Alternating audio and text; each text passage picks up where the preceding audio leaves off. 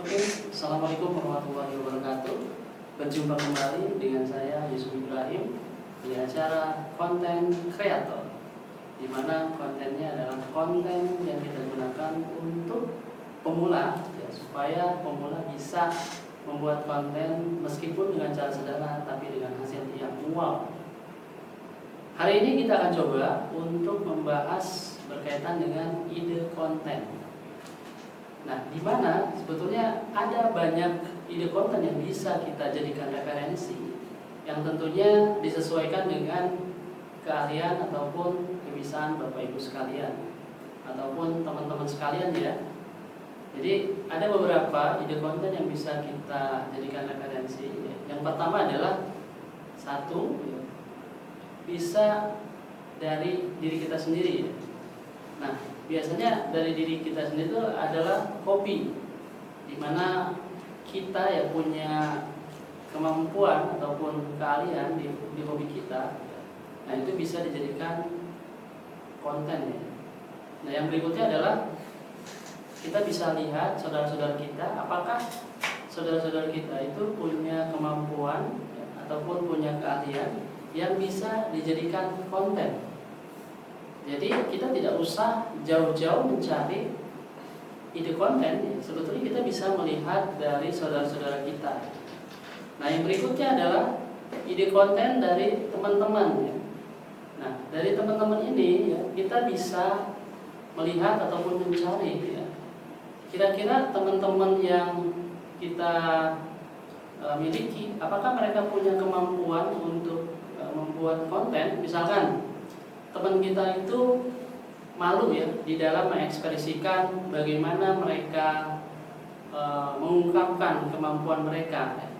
Nah, kita bisa coba gali mereka agar kemampuan ataupun hobi mereka itu muncul. Nah, sehingga kita bisa membuat konten yang disesuaikan dengan teman kita itu.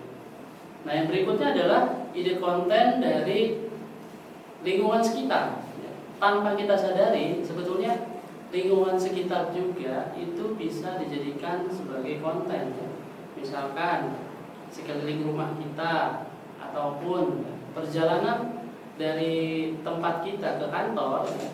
Nah, itu bisa dijadikan sebagai konten yang tentunya disesuaikan.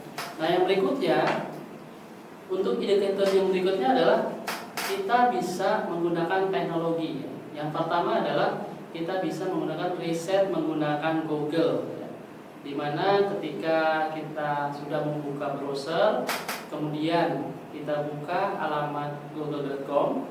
Nah, di kotak dialog tersebut ya, kita ketikkan kata-katanya.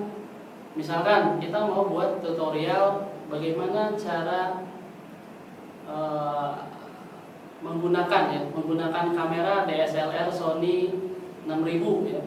Nah, kita bisa mengecek di Google dengan menuliskan kata kuncinya.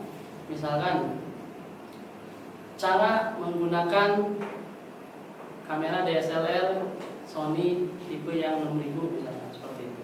Nah, pada saat kita mengetikkan, nah kita jangan langsung enter ya, tapi kita melihat atau menunggu suggestion dari Google. Jadi si Google akan dia mensugesti ataupun mengusulkan kira-kira kata-kata apa yang akan muncul seperti itu.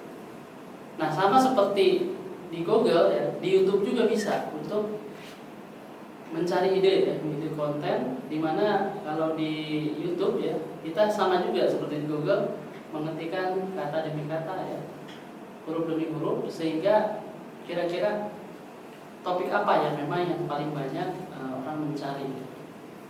Mungkin itu saja yang bisa saya sampaikan untuk ide konten ya. Sehingga teman-teman sudah tidak lagi pusing ya, bagaimana Bapak Ibu atau teman-teman sekalian ya, ketika idenya ya sudah habis ya. Nah, kita bisa menggunakan ide-ide konten yang tadi sudah kami sampaikan. Terima kasih atas perhatiannya. Assalamualaikum warahmatullahi wabarakatuh. Selamat dan sampai jumpa kembali.